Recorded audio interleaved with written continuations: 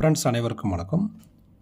நம்ம பெரும்பாலும் calculator use பண்ணியிருப்போம். அந்த கால்குலேட்டரில் பார்த்தீங்க அப்படின்னா ஒரு சில பட்டன்ஸ் நம்ம எதுக்காக இருக்குது அப்படின்னு தெரியாத மணிக்கு இருப்போம்.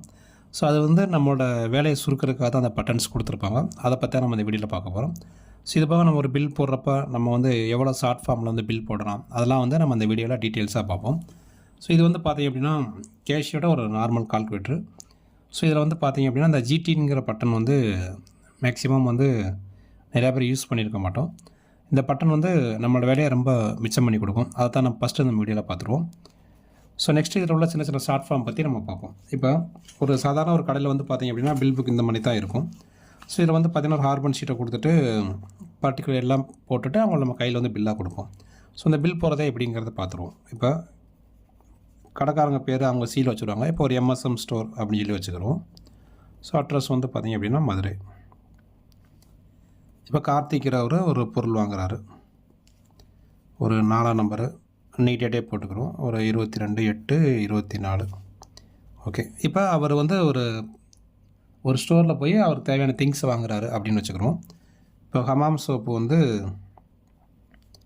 ஒரு 17 சோப்பு வாங்குறாரு. ஒரு சோப்போட விலை 39 ரூபா. அப்போ நீங்கள் என்ன பண்ணணும் அப்படின்னா 17 × 39 இஸ் ஈக்குவல் டு போட்டுட்டீங்க. அப்போ 663 ரூபா வருது. ஓகேங்களா. நெக்ஸ்ட்டு ஒரு கோல்கேட்டு பேஸ்ட் வாங்குறீங்க. ஒரு 6 பேஸ்ட்டு. ஒரு பேஸ்ட்டோட விலை 47 ரூபா. அப்போ 6 × 47 இஸ் ஈக்குவல் டு பண்ணிடுறீங்க 282 ரூபா. ஓகேங்களா. நெக்ஸ்ட் பார்த்தீங்க அப்படின்னா ஒரு பென் பாக்கெட் வாங்குறீங்க. 12 பேனா இருக்குது. ஒரு பேனாவோட விலை 13 ரூபான்னு வச்சுங்களேன். அப்போ 12 × 13 இஸ் ஈக்குவல் டு போட்டுறீங்க 156. அடுத்து ஒரு ஏதாவது ஒரு பொருள் வாங்குறீங்க. ஒரு கால்குலேட்டரே வாங்குறீங்க. அதோட 3 கால்குலேட்டர் வாங்குறீங்க. ஒரு கால்குலேட்டர் விலை ஒரு 538 ரூபா இருக்குது. அப்போ 3 × 538 1614. ஓகேங்களா. இந்த மாதிரி நம்ம போட்டுக்கிட்டே போகலாம். ஃபைனலாக முடிச்சதுக்கப்புறம் இது நம்ம டோட்டல் போடணும். அந்த டோட்டல் போகிறதுக்கு ஒவ்வொன்றா 663 + 282 + 156 + 16 14 இப்படி போடாமல் இந்த ஜிடிங்கிற பட்டனை ப்ரெஸ் பண்ணிட்டீங்க அப்படின்னா மொத்த டோட்டல் உங்களுக்கு வந்துடும். வேணா நோட் செக் பண்ணி பார்த்துருமா. 663 + 282 + 156 + 1614. இது ஷார்ட் ஃபார்ம் தான் ஜிடி, அதாவது கிராண்ட் டோட்டல் அப்படின்னு சொல்லுவாங்க. ஓகேங்களா. சரி, இந்த பட்டன் இல்லாததுக்கு நம்ம எப்படி யூஸ் பண்ணலாம் அப்படிங்கிற மாதிரி நம்ம பார்த்துருவோம். ஒரு சில கால்குலேட்டரில் பார்த்தீங்கன்னா இந்த பட்டன் இருக்காது. அது இல்லாத கால்குலேட்டரில் எப்படி யூஸ் பண்ணணும் அப்படிங்கிற மாதிரி பார்த்துருவோம். இந்த கால்குலேட்டர் எடுத்துருவோம். இந்த கால்குலேட்டரில் அந்த பட்டன் கிடையாது, அந்த ஜிடிங்கிற பட்டனே கிடையாது. இப்போ எப்படி யூஸ் பண்ணுறோம் அப்படின்னா அதுக்கு பார்த்தீங்கன்னா அந்த M+ இருக்குது பார்த்தீங்களா. M+ இதை ப்ரெஸ் பண்ணிவிட்டு மெமரி ரீகால் பண்ணோம் அப்படின்னா வந்துடும். ஏதாவது ஒரு விஷயம் தப்பாக பண்ணிடுறோம் அப்படின்னா M- ப்ரெஸ் பண்ணிக்கணும். ஓகேங்களா. அதுக்கு நம்ம பண்ணுறதுக்கு முன்னாடி வேறு ஏதாவது மெமரி பவராக இருக்கான்னு பார்க்கணும். இப்போ இங்கே பார்த்தீங்கன்னா தெரியும் எம்னு ஒன்று இருக்குது. இதை நம்ம எடுத்து விடணும். அதுக்கு எடுத்து விடுக்கிறோம் அப்படின்னா இந்த M- ப்ரெஸ் பண்ணிட்டீங்க அப்படின்னா அந்த இதை எடுத்துரும்.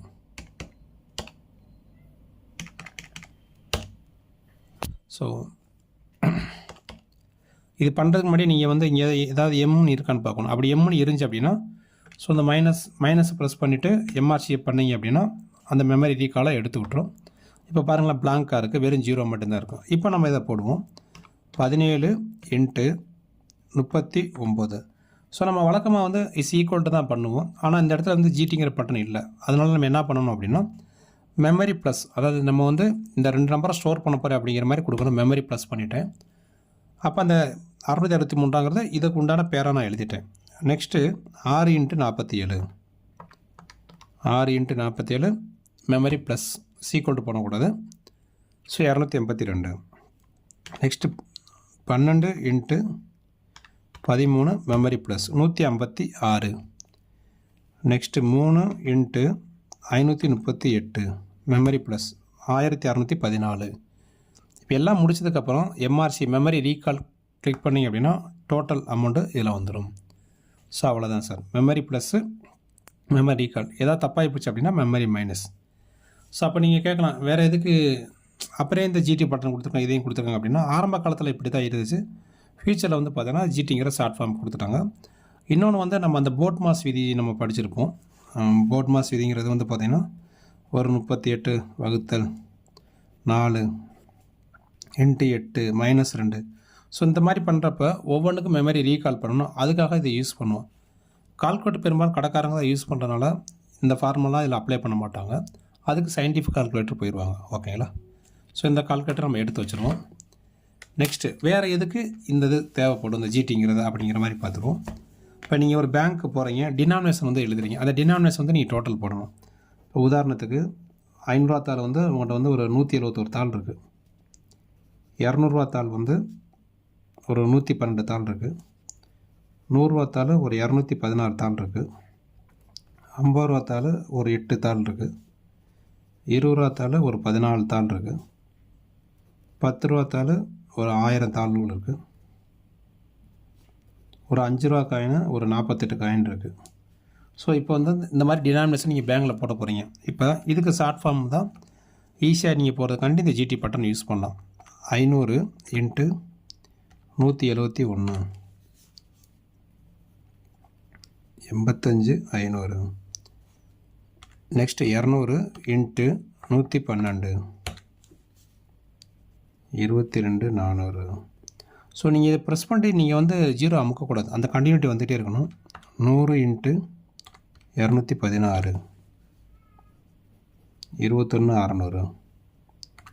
50 × 8 400. 20 × 14 280. 10 × 1000 10,000. 5 × 48 240. ஸோ இதெல்லாம் போட்டு திரும்ப இதெல்லாம் நம்ம முதர்ந்து கூட்ட எவ்வளோ கஷ்டப்படுவோம். ஸோ அதுக்காக தான் வந்து பார்த்தீங்கன்னா இந்த ஜிடி பட்டன் ப்ரெஸ் பண்ணிட்டோம். ஸோ இப்போ எவ்வளோ வருது? 140 420. ஓகேங்களா? ஸோ அவ்வளோதான் சார், ரொம்ப சிம்பிள். சரி, ஒருவேளை இந்த பட்டன் இல்லை அப்படின்னா நீங்கள் என்ன பண்ணுவீங்க? எப்பயும் போல தான் நம்ம என்ன பண்ணணும்? ஸோ இந்த எம்ங்கிறது இருக்குது, அதனால் வந்து இந்த எம் பட்டன் இருக்கக்கூடாது, எடுத்து விட்டாச்சு. ஓகே, மைனஸ் அமைக்கிட்டு 2 இடம் எம்ஆர்சி ப்ரெஸ் பண்ணிங்கன்னா எம் எடுத்துரும். ஏன் எம் எடுக்கிறோம் அப்படின்னா பழைய ஸ்டோரேஜ் சேர்ந்து வந்துடும். அதுக்காக நம்ம எம் எடுத்துகிறோம். இப்போ பிளாங்காக இருக்குது. இப்போ நம்ம போடுமா 500 × 171. என்ன பண்ணணும்? மெமரி ப்ளஸ் பண்ணணும். இங்கே அதை எழுதிக்கிறணும். 200 × 112 மெமரி ப்ளஸ் பண்ணணும். 100 × 216 மெமரி ப்ளஸ் பண்ணணும். 50 × 8 மெமரி ப்ளஸ் பண்ணணும். 20 × 14 மெமரி ப்ளஸ் பண்ணணும். 10 × 1000 மெமரி ப்ளஸ். 5 × 48 memory plus. எல்லாம் முடிச்சதுக்கப்புறம் மெமரி ரீகால் கொடுத்தீங்க அப்படின்னா இந்த அமௌண்ட்டு கரெக்டாக காமிச்சிரும். ஸோ இதுக்கு தான் வந்து பார்த்தீங்க அப்படின்னா இந்த பட்டன்ஸ். ஸோ ஈஸியாக புரிஞ்சிருக்குன்னு நினைக்கிறேன். ஓகே, நெக்ஸ்ட்டு வந்து பார்த்தீங்க அப்படின்னா இந்த எம்யூ பட்டன். இந்த எம்யூ பட்டன் வந்து எதுக்கு அப்படின்னா மார்க்கப், வேறு ஒன்றுமே கிடையாது சார். 140 ரூபாய்க்கு ஒரு 120 ரூபாய்க்கு நான் ஒரு பொருள் வாங்கியிருக்கேன். ஸோ இந்த பொருளை வந்து பார்த்தீங்க அப்படின்னா நான் 25% லாபத்தில் அதாவது நான் விற்கணும் அப்படின்னா அதுக்காக தான் இது. இப்போ 120 ரூபாய்க்கு நான் ஒரு பொருள் வாங்கியிருக்கேன், மார்க்கப் பண்ணிட்டேன். 25% லாபத்துக்கு நான் விற்கிறேன் அப்படின்னா 20 போட்டுட்டு பெர்சன்டேஜ் பண்ணினா வந்துடும். ஸோ 160 ரூபாய்க்கு வந்து விற்கலாம். ஓகேங்களா? இதுக்கு தான் வந்து பார்த்தீங்க அப்படின்னா அந்த மார்க்கப் பட்டனுங்கிறது இருக்கும்.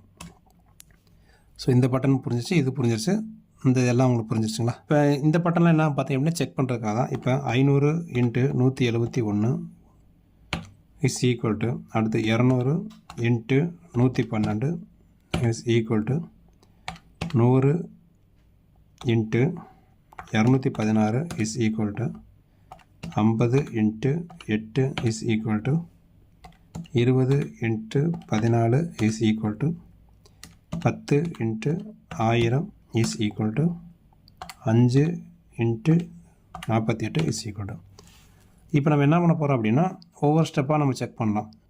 ஒவ்வொரு ஸ்டெப்பாக செக் பண்ணுறதுக்கு முன்னாடி ஆட்டோ ரிவ்யூ கொடுப்போம். இந்த ஆட்டோ ரிவ்யூ பட்டன் ப்ரெஸ் பண்ணிங்க அப்படின்னா அது வந்துடும். 500, 171, 85,500, 200, 112, 22,400, 100, 216, 21,600, 50, 8, 400, 20, 14, 280, 10, 1000, 10,000, 5, 48, 240.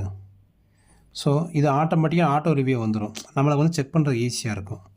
ஓகேங்களா? இப்போ நம்ம நார்மலாக ஒவ்வொரு ஸ்டெப்பாக செக் பண்ணுறதுக்கு வந்து பார்த்திங்கன்னா இந்த ஸோ 48, 5. இப்போ திரும்ப முதல்ல இதை பண்ணிங்க அப்படின்னா 500, 121, 85,500. இதை நம்ம அந்த ஸ்பீடு வரலாம். நம்ம ஒவ்வொரு ஸ்டெப்பாக செக் பண்ணலாம். 200, 112, 22,400, 100, 216, 21,600, 50, 8, 400. ஸோ நம்ம ஒரு டைம் போட்டுட்டு நம்ம ரீசெக்அப் பண்ணலாம். திரும்ப ஒரு சில பேர் என்ன பண்ணுவாங்க அப்படின்னா டோட்டல் போட்டு மறுபடியும் டோட்டல் போட்டு செக் பண்ணி பார்ப்பாங்க. அப்படி பண்ணாமல் இந்த மாதிரி பண்ணுறது தான் இந்த 2 பட்டன். ஓகேங்களா? நெக்ஸ்ட் வந்து பார்த்தீங்க அப்படின்னா இந்த ப்ளே பட்டன் இருக்கும். இது எதுக்காக அப்படின்னா இப்போ நம்ம ஒரு அமௌண்ட் அடிக்கிறோம், 15,000 அடிக்கிறோம்.